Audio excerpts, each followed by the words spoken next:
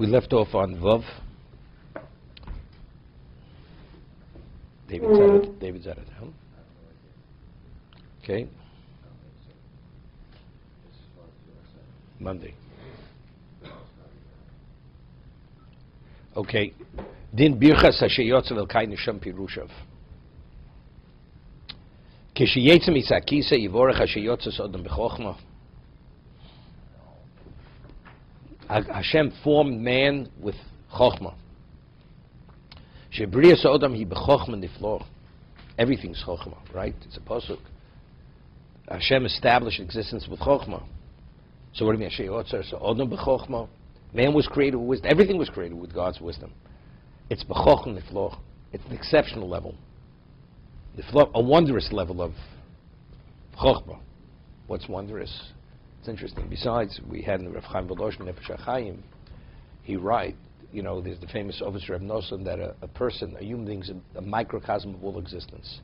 Anything that exists in the whole universe is represented in the human being. In this little, small being. You know what kind of chochma this is? Wondrous. Rav Chaim Volozhin writes that not only is a representation in the universe in the physical sense, even the Olamos Elyonim, I was talking the spiritual worlds, the various inner organs, the stomach, the digestive tract, everything corresponds to various realities in the spiritual worlds, in the heavenly stratospheres. It's chochma niflor. Not only that, whatever we do has an effect. You know what that is? You know, you move, you make a move, the whole world moves.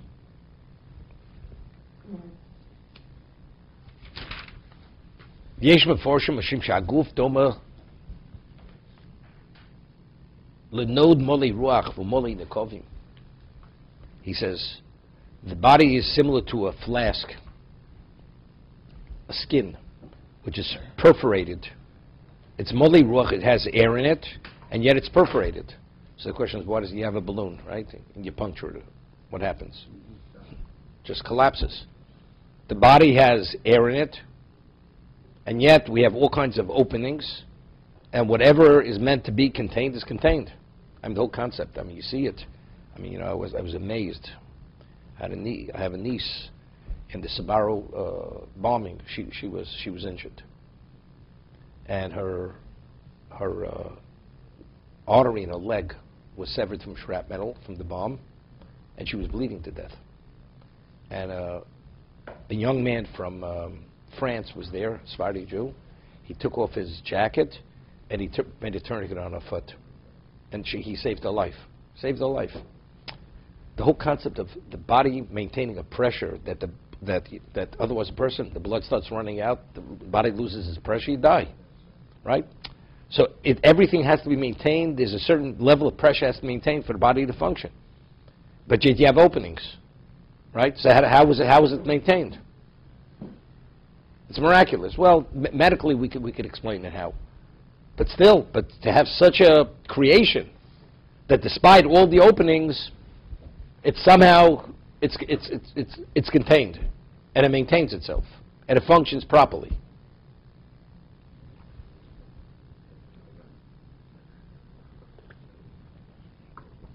Like, you know, on the brain. If there's too much pressure on the brain, it's a problem. Right? There's a certain equilibrium that has to be maintained in the body. I know. I was thinking about yourself.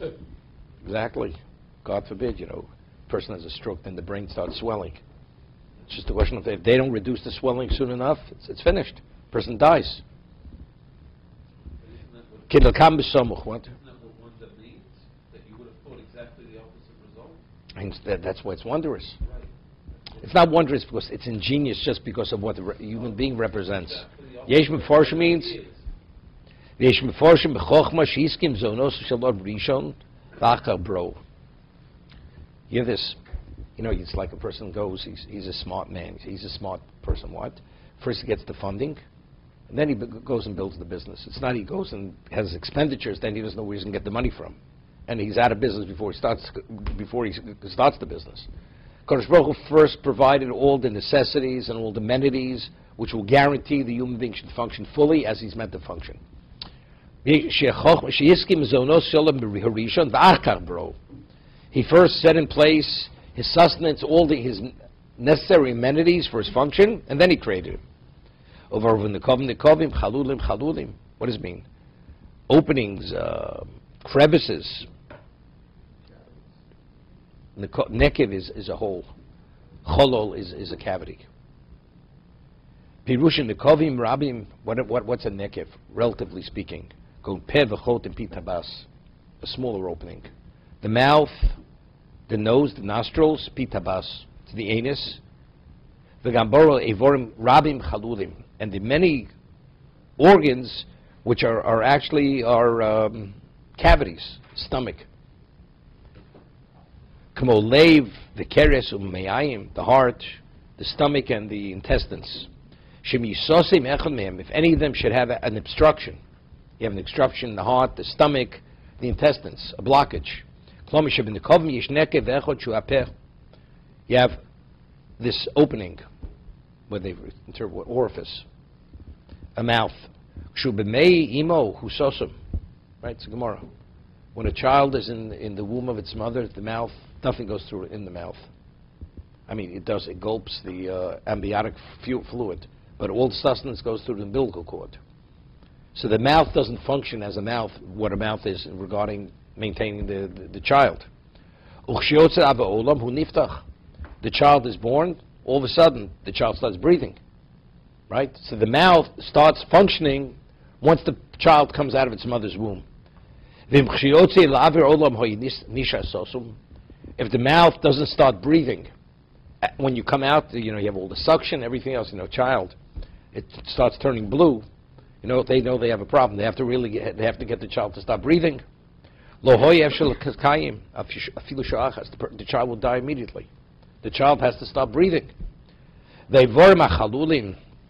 And the organs which are cavities, the heart, the stomach, the intestines, if it would open, again,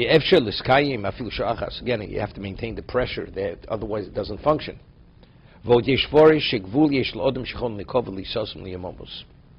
means they could open to a degree, but not more than they open. If the opening's too big, then it's a problem, right?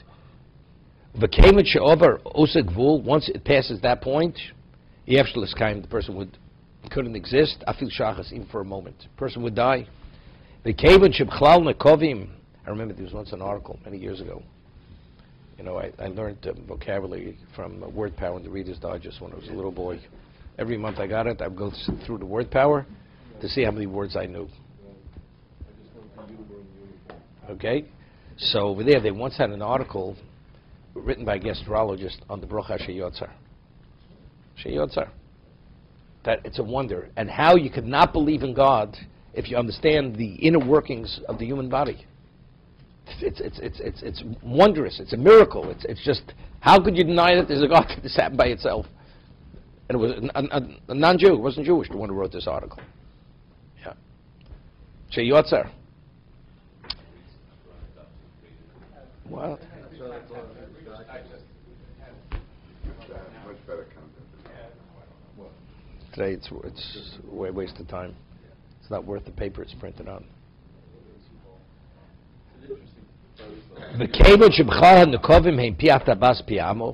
What about the opening of the penis? Right, person has prostate issues. Right, can't urinate. These kinds of things. There's some kind of blockage.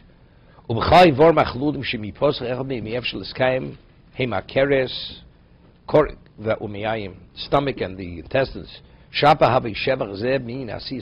It relates directly. The heart, what does that have to do with doing your bodily function? We say Asher Yotzar. When do you say it? When you do your bodily function, so urinate. So okay, so you say if it relates to the stomach and intestines, the digestive system, right, okay. What does that have to do with the heart? Or with the mouth, with the eye, with the ears, right? It has nothing. If the Nekavim referring to other things other than the organs which directly relate to the processing of food and the waste, pushing the waste out of the body, right?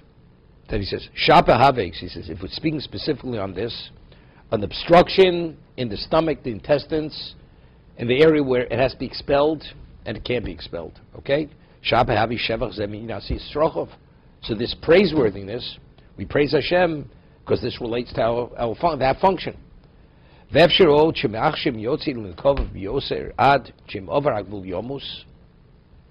says, but since we say that if any of these orifices, if they open more than they should, a person would die,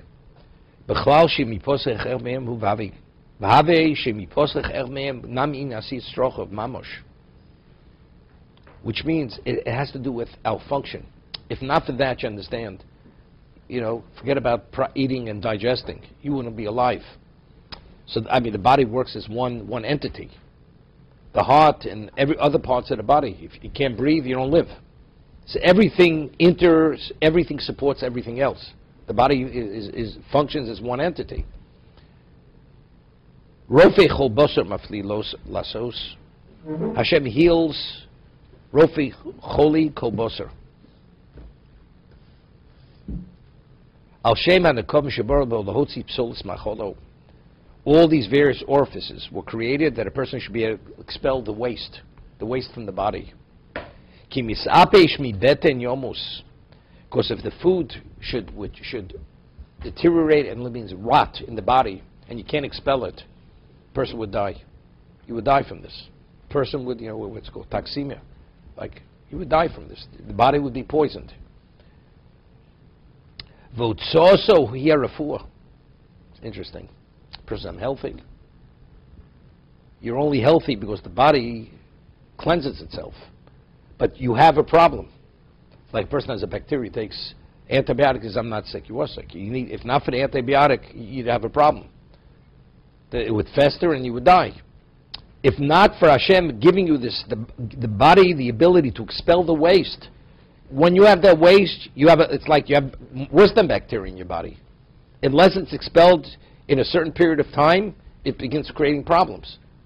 So the ability to do your function, that's rofei chob, it's a refuah. It's like a person's constipated and he has to take a laxative. So the laxative is what causes you're able to expel it.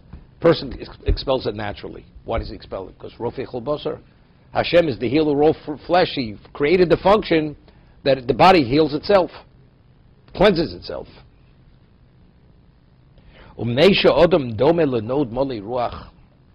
because a person is the equivalent of a skin or flask, it's a skin which is filled with air. You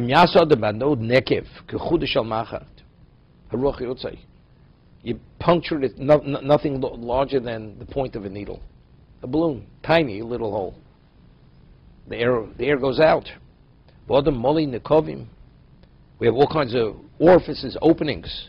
And whatever has to be contained, like the lungs, right? Lungs, if they perforate the lung, or lung collapses, you got a problem, right? Hareze Pella, it's a wonder. Vodish Leforish. Another interpretation of Sheyotzar. Al Shem Sheborer Tov Hamacho V'doch Hapsolis. It's interesting. It's the filtering process. Person eats food. What remains in the body and what's expelled from the body. The body being able to discern between what has value, what has no value. It's a miracle. How does the body have that ability? Only to retain one thing and expel the other. It's miraculous. David just invested in a company. They had a person working on a patent. They still haven't really. It's in the patent office.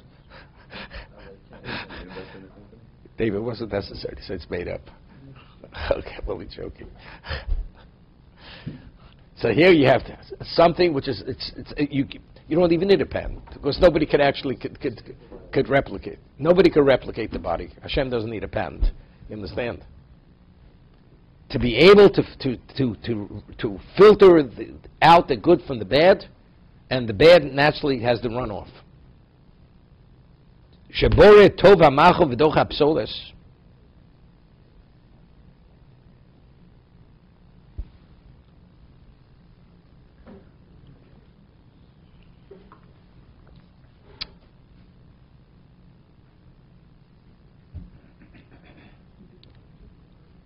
The Rambam says another interpretation. Now, what is a human being? He's a composite of the physical and spiritual. You have a neshama, you have a body. Now, how do you connect the two? If you want to graft a stone onto a tree, could you graft a stone on a tree? Stone has no relevance to a tree. There has to be some level of compatibility or connection between. How do you connect the two? It's a totally different makeup. The neshama, in terms of what its essence is and its dimension, what does that do with the physicality of the body? Has no relevance to it. But yet, Hashem linked the two, that one sustains the other. It's wondrous.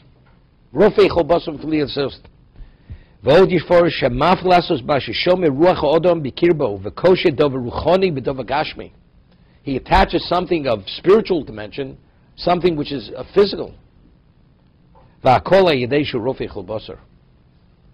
Just want to quote Orach Chaim HaKodesh. That's David's next project. Orach Chaim HaKodesh he has to study. The Orach Chaim HaKodesh writes that it's more difficult to keep the spiritual and the physical together than combining fire and water. It's easier to coexist fire and water than neshama and guf. Those are his words. I mean, factually, there is a linkage. A human being is made up of three parts. Nefesh is physical. That's the physicality. An animal has it's called a life source. Then you have ruach. What's ruach? Ruach is a spirit. Then you have neshama. The spirit links the nefesh to the neshama. If a person wouldn't have a spirit, the nefesh is too far removed to connect it to the neshama. It's only because you have something which is like an interim stage, that's like a transitional, therefore that's able to be the catalyst and create the linkage. Otherwise, could have. But he says even that, fire and water are easier to coexist than the neshama and guf. That's the Orach Chaim HaKodesh. It's mafli lasos. Only God could do this. It's a wonder. This composite, it's unbelievable. But again, how do you know you have a neshama? Everyone's mentioned this. Right?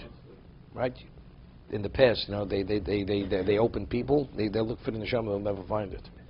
Right? So, they're going to have it on the IMAX one of these days to show a person how you find the neshama in the body. Right? The answer is it's part of our Masorah. HaKadosh Baruch Hu says you have a neshama. A human being is not an intellectual animal like the chimpanzee. Right? You see people on the street, chimpanzees, and not much in intellect, not much of a difference. Maybe that person is a little more musically inclined, other than they could wear their headphones. But I'm just saying, what I answer. So to fuse the two together, it's mafli lasos. Mishtameres bekirbo. Even when a person is ready to die, the neshama expires. I mean, what does a person die? He's on every life support system. But when the time's to go, we can have all the life systems in the world. The body doesn't hold that. Why? Because the neshama is not there. The neshama is the element that keeps the person alive. Medically, I don't know how they explain it, but in reality, that's the truth. Once the neshama leaves, the body doesn't function any longer. That's the life source. That's called the tzelem. It's the tzelem. There's a thing that's called the tzelem elokim. It starts detaching, leaving the body totally. No, but it's already partially. It starts detaching. 30 days before. But when it fully detaches, that's death. That's death. The old discussion, brain dead. When Reb Shlomo Zalman was alive, and he was quoted by a certain Orthodox rabbi. No, it was Reb Shlomo Zalman. And he said, Reb Shlomo Zalman, Reb Elyashiv, Reb Moshe, they are brain dead is alive. He's still alive, even though there are no brain waves. And therefore, taking a person off the machine is murder. A certain person, not going to mention names, quoted Reb Shlomo Zalman. Reb Shlomo Zalman said, brain dead is dead. In his lifetime. Could you imagine what kind of chutzpah this is? So he tells you what kind of credibility this guy has. Well, he misquoted. No, whatever it is. I'm telling you, he quoted Reb Shlomo Zalman had to write a letter countering what they said in his name. He says, what that rabbi says, I never said. Because he was the authority in medical ethics, Rabbi Shlomo Zalman. He was the expert in that area. He was expert in every area, but in that area especially he was known. He says, I never said it. Brain dead is alive. And therefore it's considered killing if you take a person off the machine. That means the neshama is still in the body. And that was Rav Moshe's position and Rav Elyosha's position. To be continued.